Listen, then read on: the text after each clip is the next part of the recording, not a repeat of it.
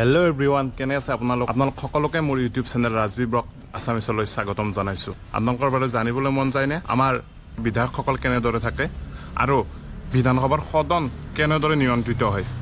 বলক তেতিয়াহ'লে আজি ভিডিঅ'টো আৰম্ভ কৰোঁ।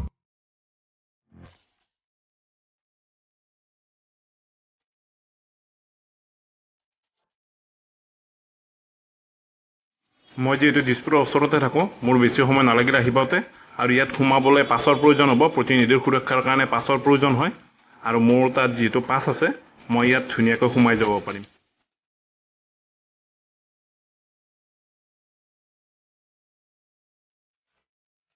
আৰু মই সোমাই আহিলোঁ, চাওক কি ধুনীয়াকৈ ৰাখিছে MLA হোষ্টেল।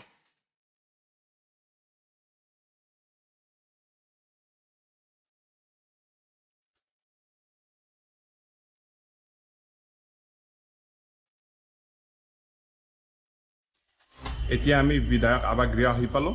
ইয়াতে সোমোৱাৰ বহুতকেইটা নিয়ম আছে। ইয়াতে আপোনাক গেটত এনেকৈ আহিলে সোমাব নিদিব।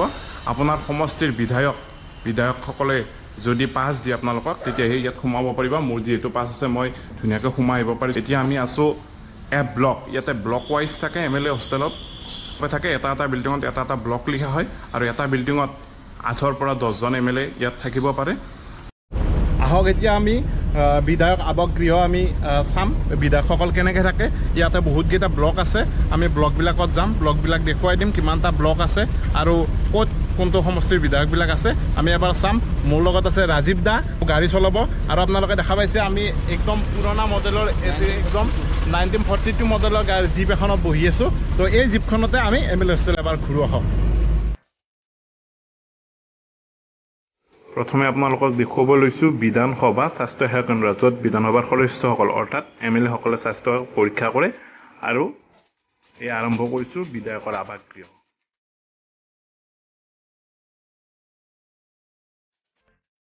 এই যে আৱাসগৃহ কিছুমান ভাঙিছে, এইবোৰত পুৰণিবিলাক ভাঙিছে, নতুন কনষ্ট্ৰাকশ্যনৰ কাম চলিব।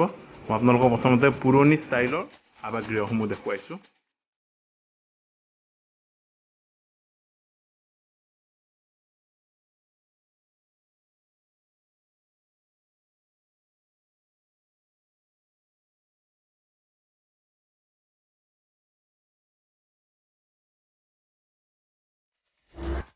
এতিয়া আমি গৈ আছোঁ অসম পবিত্ৰ বিধানসভালৈ, য'ত আমাৰ বিধানসভাৰ অধিৱেশনসমূহ অনুষ্ঠিত কৰা হয়। অসম বিধানসভাৰ সন্মুখতে আছে এইটো GNB ভৱন। ইয়াতে অসম চৰকাৰৰ বিভিন্ন সভাসমূহ ইয়াতে অনুষ্ঠিত কৰা হয়। আৰু এইখনে হৈছে অসম বিধানসভা, চাওক সকলোৱে।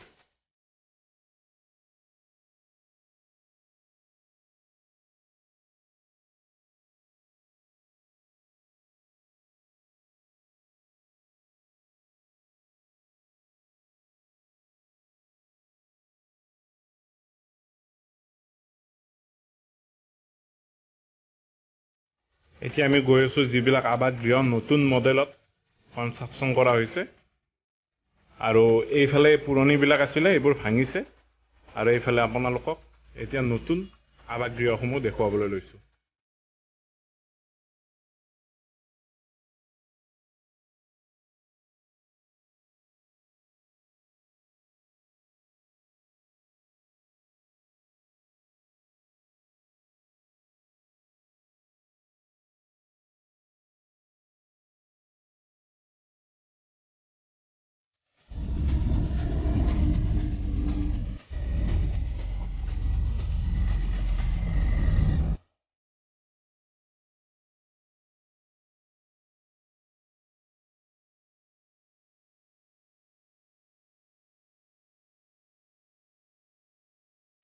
আৰু গাইজ, এইটো হৈছে শেষৰটো ব্লক G।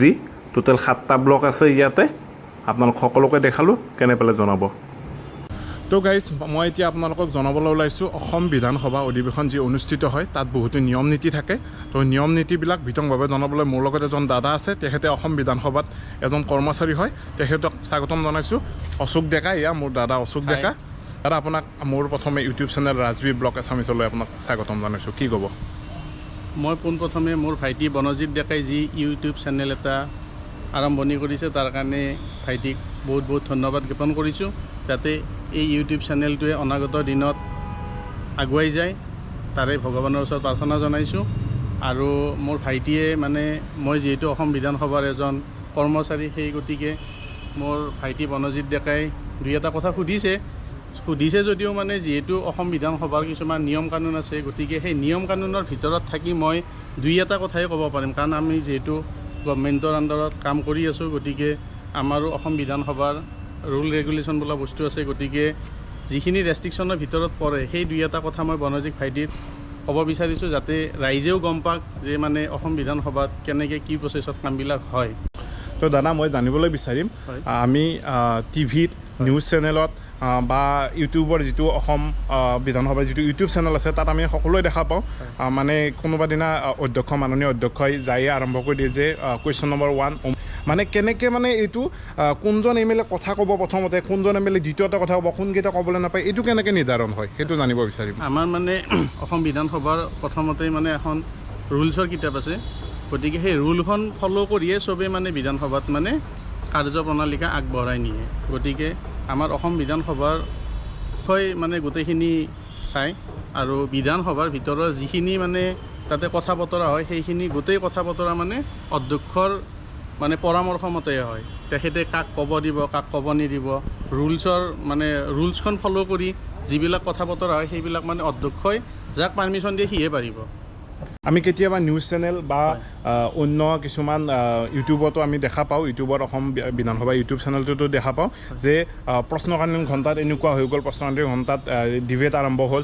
তো কি প্ৰশ্নকালীন ঘণ্টাটো মানে কি হয় এইটো প্ৰশ্নকালীন ঘণ্টা? মানে আমাৰ বিধানসভাত মানে ৰুলছ মতে মানে আমাৰ ষ্টাৰ্ট আৰু আনষ্টাৰ্ট কুৱেশ্যন থাকে, মানে তৰা চিহ্নিত আৰু তৰাবিহীন। গতিকে বিধায়কসকলে তৰা চিহ্নিত আৰু তৰাবিহীন দুয়োটাতে ষ্টাৰ আনষ্টাৰ কুৱেশ্যন দিব পাৰে, আৰু ডিছকাশ্যনটো হয় ষ্টাৰ্ট কুৱেশ্যনৰ ওপৰত। আৰু প্ৰথম আমাৰ অসম বিধানসভা যেতিয়া ষ্টাৰ্ট হয় তেতিয়া প্ৰথম ঘণ্টাটো মানে কুৱেশ্যন আৱাৰ থাকে। সেই কুৱেশ্যন আৱাৰত যিকেইজন বিধায়কে কুৱেশ্যন মানে কৰে বা কোৱাৰ সুবিধাটো পায়, সেইকেইজনে মানে কুৱেশ্যনটো কৰিব পাৰে।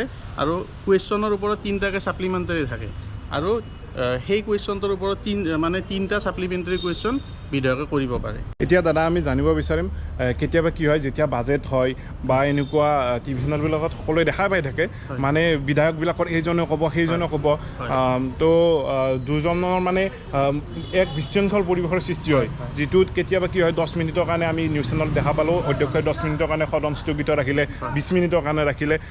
এইবোৰ মানে আমাৰ অধ্যক্ষই কেনেদৰে নিয়ন্ত্ৰিত কৰে?